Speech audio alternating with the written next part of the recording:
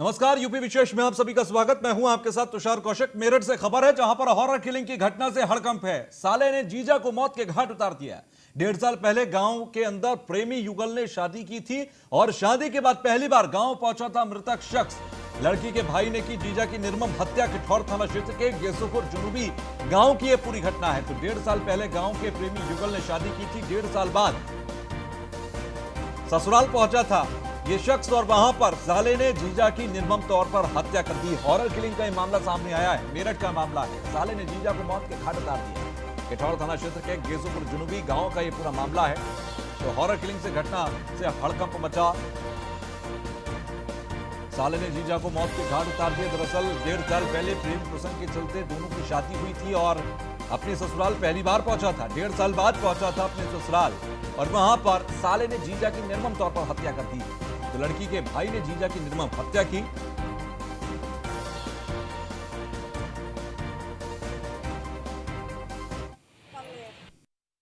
साल पहले इनकी लड़की से इन्होंने कोर्ट मैरिज किया था। सारे कोर्ट मैरिज के पक्के हुए थे और उसके बाद में ये लड़का नौकरी कर रहा था गुड़गांव जी। आज ही उसका आया था।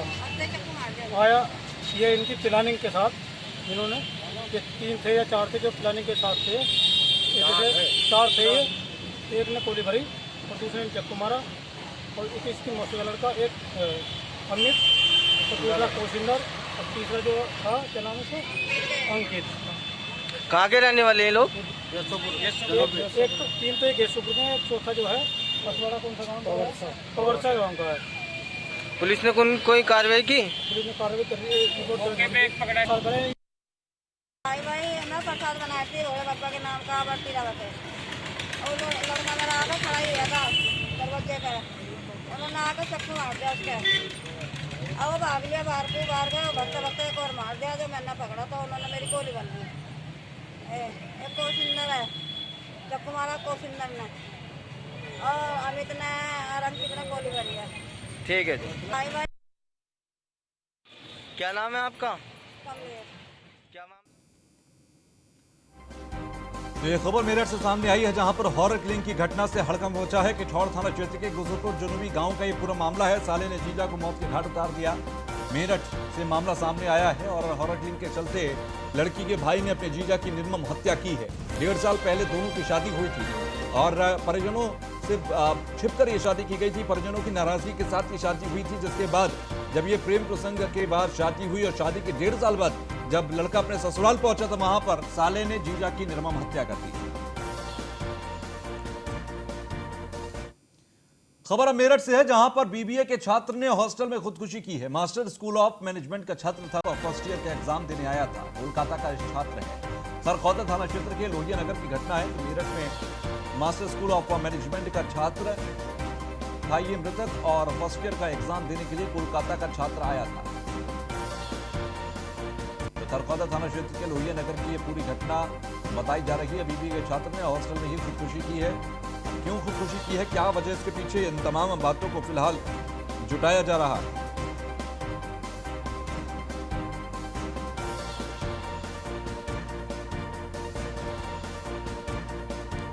बीबीए के छात्र ने हॉस्टल में की खुदकुशी, ये पूरा मामला सामने आया है। आपको बता दें कि कोलकाता से आया था ये छात्र। फर्स्ट ईयर के एग्जाम देने के लिए ये आया हुआ था। फिलहाल हॉस्टल में खुदकुशी आखिर क्यों की है, ये अभी जांच का विषय है। पुलिस लगातार पूछताछ इसके साथियों से, हॉस्टल के तमाम साथियों से, परिवार वालों से कर रही है।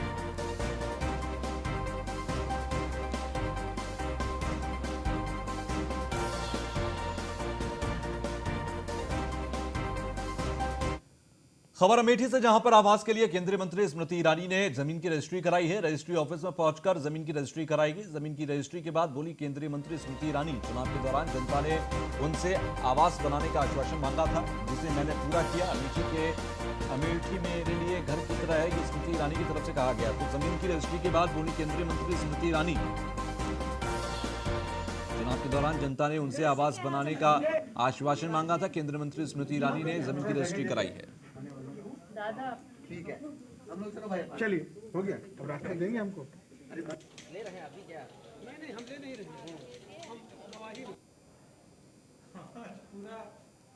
तो रजिस्ट्री ऑफिस पहुंचकर जमीन की रजिस्ट्री कराई।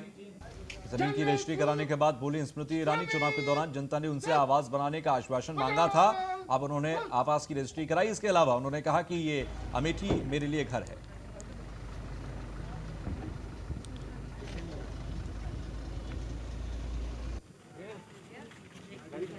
संवाददाता हंसराज हमारे साथ अमेठी से जुड़ गए हैं।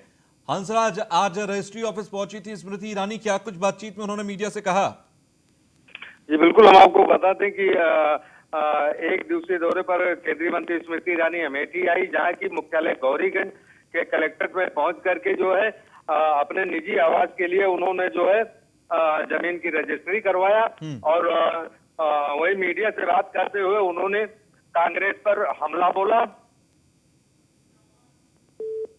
हंसराज से हमारा संपर्क टूट गया। फिलहाल उन्होंने आज बातचीत में कहा कि अमेठी मेरे लिए घर है, और इलेक्शन के दौरान कहा था अमेठी वासियों ने कि यहां पर मैं अपना आवास बनाऊं, तो आज मैंने अपना आवास बनाया, रजिस्ट्री ऑफिस पहुंची। तो सीएम योगी आदित्यनाथ ने आज प्रेस कॉन्फ्रेंस की। प्रेस कॉन्फ्रेंस में बजट पर बोले सीएम योगी आदित्यनाथ। यूपी के पहले पेपरलेस बजट के लिए वित्त मंत्री को बधाई। सीएम योगी आदित्यनाथ ने कहा कि आज से हमारी कैबिनेट ई कैबिनेट में बदल गई है। वित्त विभाग की पूरी टीम को बधाई। गांव, गरीब, किसान, नौजवान का ये बजट है। बजट से यूपी में विकास के रास्ते खुलेंगे। आत्मनिर्भर यूपी के अनुरूप है ये बजट। तो सभी वर्ग का ध्यान रखा गया है। हर हाथ को काम देने का संकल्प है। हर घर को नल, बिजली की सौगात दी जाएगी। प्रदेश के विकास के लिए लाभकारी है ये बजट।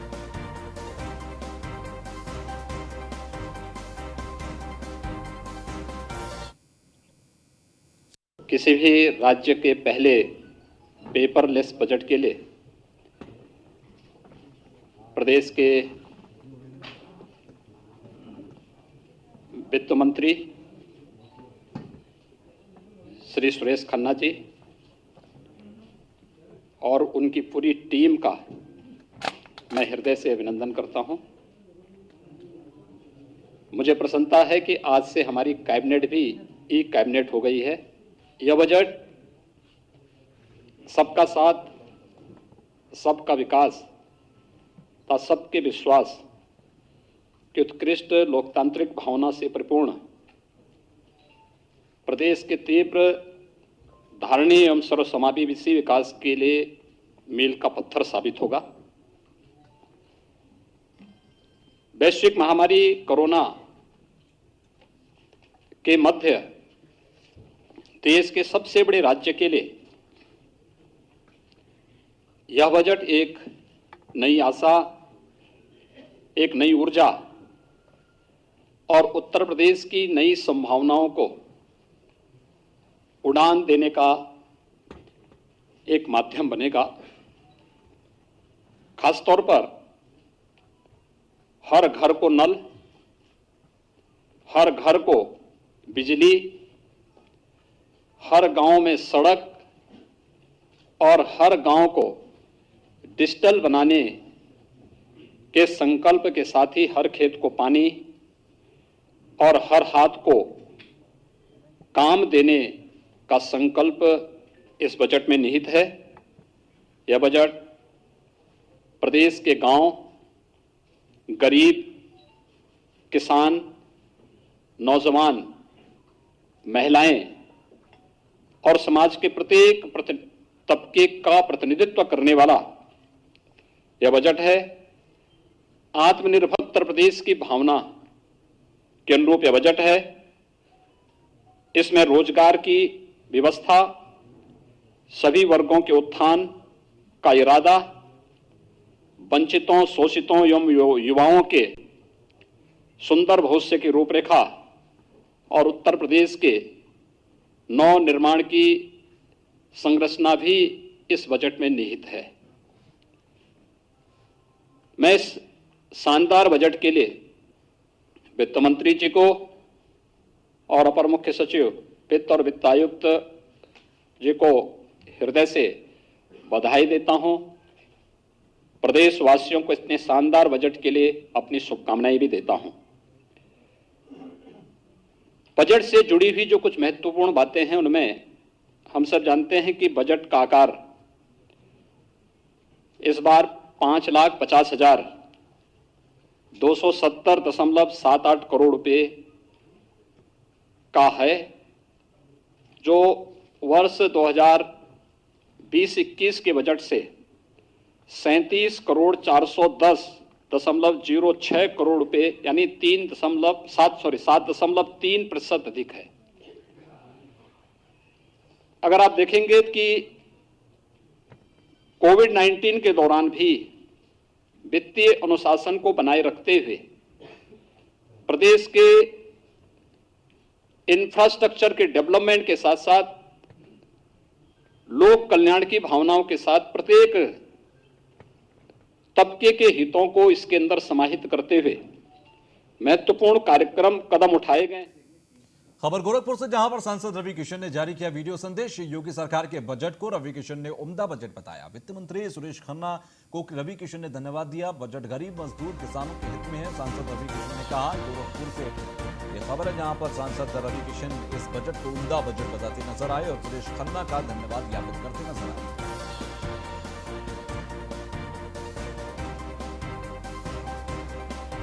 हर जय हिंद, हर हर महादेव। उत्तर प्रदेश का आज बजट रहे। पूज्य महाराज जी, वित्त मंत्री सुरेश खन्ना जी के हम दिल से धन्यवाद दें कि अद्भुत शानदार था। इस बजट में गांव, हृदय, गरीब, किसान, गुरबा, महिला, युवा, स्टूडेंट, विद्यार्थी, इंडस्ट्रियलीज, अपॉर्चुनिटीज, अयोध्या, गोरखपुर के लिए expressway, light metro train, everything. जहां बोलिए, एक कहते हैं ना, एक प्रदेश को बड़ा, और इतना बड़ा प्रदेश जो अपने आप में एक देश है, उसको बढ़ाने के लिए इतना सोचा समझा, वेल प्लान्ड बजट। मैं दिल से महाराज जी आपको धन्यवाद देता हूं। क्या सोच, अद्भुत सोच। एंड ये टेक ऑफ होगा उत्तर प्रदेश के लिए, जो पूरे दुनिया की, पूरे देश की नजर है उत्तर प्रदेश पे, क्योंकि उत्तर प्रदेश एक अलग ऊंचाई पे महाराज जी आपके आशीर्वाद से, आपकी लीडरशिप में, यशस्वी प्रधानमंत्री जी की सोच को लेके आप जैसे चल रहे हैं, और उसमें सारे लोग, और खासकर किसान भाइयों के लिए, चूंकि मैं किसान का बेटा हूं, ये बहुत शानदार बजट है। मैं समस्त उत्तर प्रदेश के, हमारे गोरखपुर के खास, जहां पे इतनी बड़ी सौगात मिलल, एक लाइट ट्रेन के हिसाब से पूर्वांचल एक्सप्रेस के उसका बजट जो पारित हुआ, मैं उसके लिए अयोध्या वासियों को, लखनऊ से सब लोगों को, इंटायर उत्तर प्रदेश को मैं बहुत सारी शुभकामनाएं देता हूं। शानदार बजट। हर जय। तो वहीं दिल्ली के बीजेपी सांसद मनोज तिवारी प्रयागराज पहुंचे, जहां उन्होंने भारतीय जनता पार्टी से जुड़े कार्यकर्ताओं के साथ मुलाकात की और प्रेस वार्ता की। प्रेस वार्ता में उन्होंने कहा कि उत्तर प्रदेश में बजट आया, उत्तर प्रदेश के लोगों के लिए एक नई ऊर्जा प्रदान करेगा और यह बजट आम जनता के लिए काफी अच्छा है। प्रियंका गांधी और राहुल गांधी पर कटाक्ष करते हुए मनोज तिवारी ने कहा कि ये दोनों ही जाति की राजनीति कर रहे हैं और देश को बांटने का काम भी कर रहे हैं। पूर्व मंत्री अखिलेश यादव पर कहा कि उनको प्रदेश की जनता ने नकारा घोषित किया है, इसलिए वो कुछ भी बोले कोई फर्क नहीं पड़ता है। मुजफ्फरनगर के सौरम गांव से खबर, जहां पर पंचायत के दौरान मारपीट का मामला सामने आया है। राष्ट्रीय लोक दल के नेताओं के साथ किसान और रालोद के नेता थाने पहुंचे और शाहपुर थाने पहुंचकर मारपीट करने वालों पर कार्रवाई की मांग की है। तो मुजफ्फरनगर के सौरम गांव की पूरा मामला है, जहां पर पंचायत चल रही थी और पंचायत के दौरान ही मारपीट का मामला सामने आया। सौरम गांव में पंचायत के दौरान मारपीट का मामला सामने आया। राष्ट्रीय लोक दल के नेताओं के साथ किसान और रालोद नेता थाने पहुंचे और वहां पर मारपीट का मामला दर्ज करवाया। तो शाहपुर थाने पहुंचकर मारपीट करने वालों पर मामला दर्ज करवाया गया, कार्रवाई की मांग की गई। तो मुजफ्फरनगर के सौरम गांव के अंदर चल रही थी पंचायत के दौरान ही दो गुट आपस में भिड़ गए और शाहपुर थाने पहुंचकर मारपीट करने वालों पर कार्रवाई की मांग रालोद के नेता और किसानों ने की है। सचिन जौहरी हमारे संवाददाता मुजफ्फरनगर से हमारे साथ जुड़ गए हैं। सचिन, क्या मामला था जिसको लेकर मारपीट हुई? देखिए, आपको बता दूं कि मंत्री संजीव बालियान सौरम गांव पहुंचे थे, जहां पर समर्थकों ने उन पर कटाक्ष किया, जिसके बाद बीजेपी और रालोद के कार्यकर्ता आमने सामने आ गए और मारपीट हुई, जिसमें कई लोग घायल भी हुए हैं। उसके बाद रालोद के नेताओं ने आनन फानन में सौरम में एक पंचायत बुलाई। पंचायत के बाद भारी भीड़ अभी शाहपुर थाने में पहुंची है और जो हमलावर बीजेपी के बताए जा रहे हैं, उन पर कार्रवाई की मांग कर रहे हैं लोग। लेकिन साथ ही साथ देखा जाए, ये अचानक से मारपीट की शक्ल में क्यों तब्दील हुई? वहां पर विवाद क्यों हुआ पंचायत के दौरान? बता दूं कि एक रसम 13वीं के कार्यक्रम में संजीव बालियान पहुंचे थे सौरम गांव, और रसम 13वीं के बाद संजीव बालियान को कुछ भी वहां गए, क्योंकि इनका कार्यक्रम भी चल रहा है लोगों से संवाद करने का। तो उसके बाद रालोद के कुछ लोगों ने इसका विरोध किया और विरोध के बाद तंज कसने के बाद बहस हुई और बहस के बाद ये मामला मारपीट में बदल गया, जिसमें ठीक। कई लोग घायल हुए हैं जी। ठीक है, शुक्रिया हमसे जुड़ने के लिए।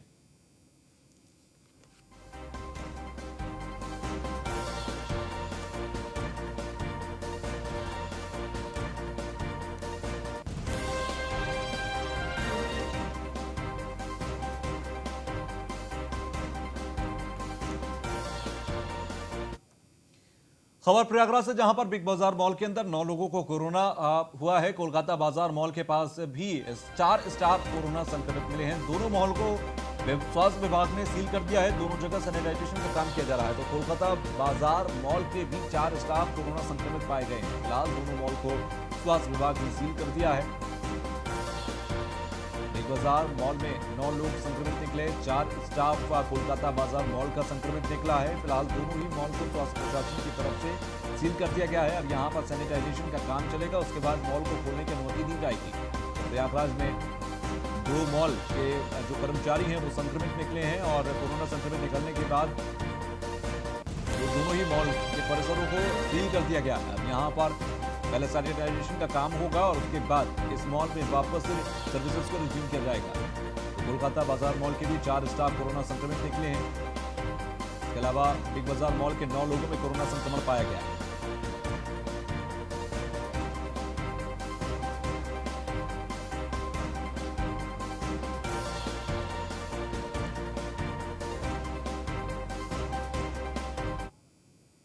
तो सीतापुर से खबर, जहां पर लेखपाल का घूस लेते हुए वीडियो वायरल हुआ। वीडियो में रुपए लेते हुए स्टाफ दिख रहा है। लेखपाल, आपको बता दें कि सीतापुर के लहरपुर में तैनात है लेखपाल सुरेंद्र वर्मा। जिला प्रशासन की ओर से नहीं आया कोई आधिकारिक बयान, जिससे साफ तौर पर दिखाई दे रहा है ये लेखपाल। तो सीतापुर के लहरपुर में तैनात है लेखपाल सुरेंद्र वर्मा। तो जिला प्रशासन की ओर से नहीं आया कोई भी आधिकारिक बयान। लेखपाल का घूस लेते हुए एक वीडियो वायरल हुआ है सीतापुर में। वीडियो में रुपए लेते हुए ये लेखपाल साफ तौर पर देखा जा सकता है। तो रिश्वत का ये पूरा मामला है।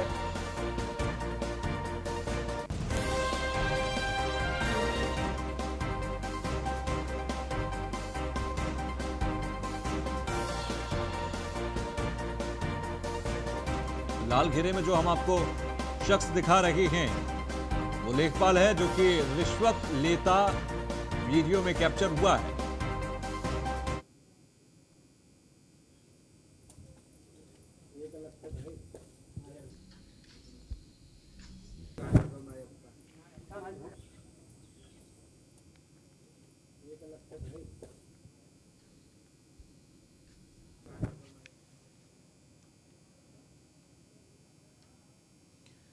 खबर कन्नौज से है, जहां पर खड़ी एम्बुलेंस बनी आग का गोला। स्वास्थ्य विभाग की लापरवाही के चलते आग लगी और फायर ब्रिगेड ने आग पर काबू पाया है। तालग्राम सामुदायिक स्वास्थ्य केंद्र का पूरा मामला है। तो खड़ी एम्बुलेंस बनी आग का गोला, कन्नौज का यह पूरा मामला स्वास्थ्य विभाग की लापरवाही के चलते यह आग की घटना सामने आई है।